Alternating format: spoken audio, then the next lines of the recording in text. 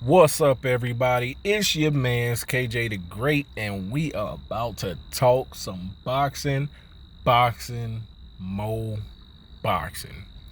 So, Michael the Bounty Hunter is out as the mandatory challenger for the WBA regular heavyweight championship, which means the WBA regular champion, Kubrat Pulev, is in line to fight the next leading candidate. Kubrat Pulev is 32 wins, 3 losses, no draws. What is he? 22 wins by way of knockout, 25 wins by way of knockout, something like that. No note yet on why Michael Hunter is out. I have to do some more digging, but the WBA posted their ruling on all of that, so I have to go do some more digging on it.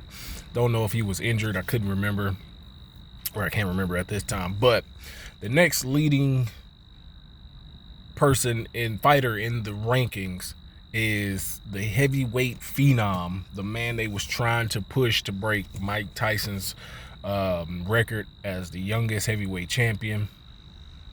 Turkey Al-Sheikh was trying to do that. Moses Itauma. Moses Itauma is 13 wins, no losses, no draws, with 11 wins by way of knockout. He was last in the ring with Dillian Whyte over in Saudi Arabia. Got a first round destructive KO over Dillian Whyte. Needless to say, you saw it coming. I mean, Dillian Whyte, he's pretty much a shell of what he once was. Never really seems in shape. Doesn't really seem like he's interested in the sport of boxing. He's just one of those guys that's like kind of like a middleman to the next level. Moses Itauma is strong, fast, skilled, hard puncher, solid puncher, knockout artist. Kubrat Pulev, 41 years old, beyond over the hill. He was last in the ring with Muhammad Shar in December of 2024.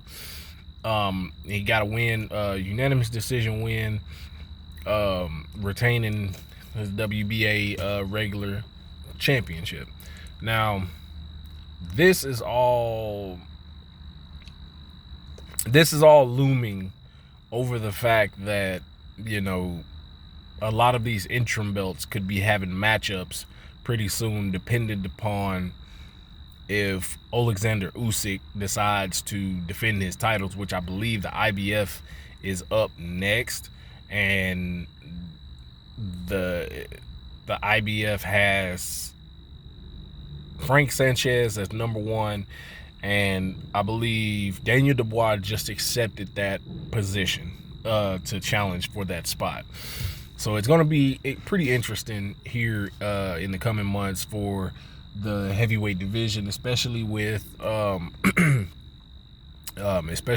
rumors of Tyson Fury, Anthony Joshua popping off.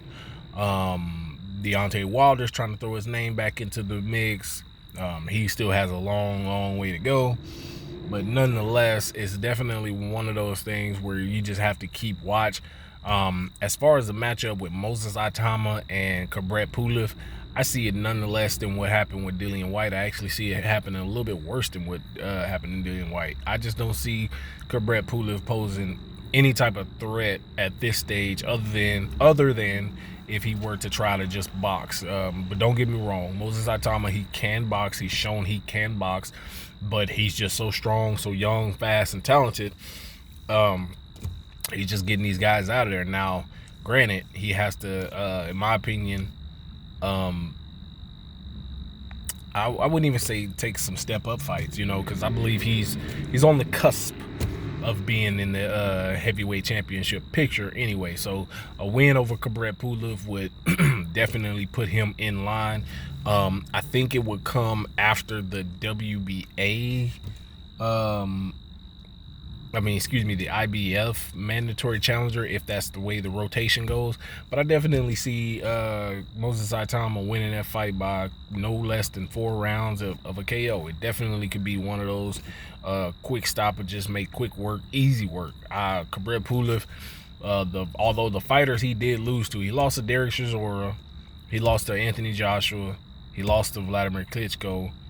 Really good fighters there, a good list of fighters to have on your resume. But, you know, at some point, you got to get over the hill. And I believe, as a fighter, he's over the hill.